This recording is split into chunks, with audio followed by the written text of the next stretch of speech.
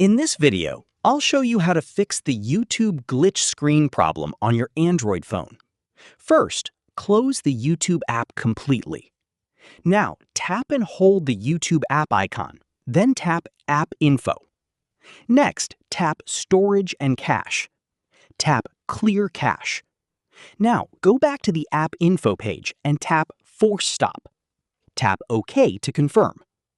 After that, open the Google Play Store and search for YouTube. If an update is available, tap Update to install the latest version of the app. Once the update is complete, finally restart your phone and launch the YouTube app again. The glitching or flickering screen issue should now be fixed. That's it. This is how you can fix the YouTube glitch screen problem on your Android phone. If you found this video helpful, don't forget to like the video, subscribe to our channel, and press the bell icon for more tutorials. Thanks for watching.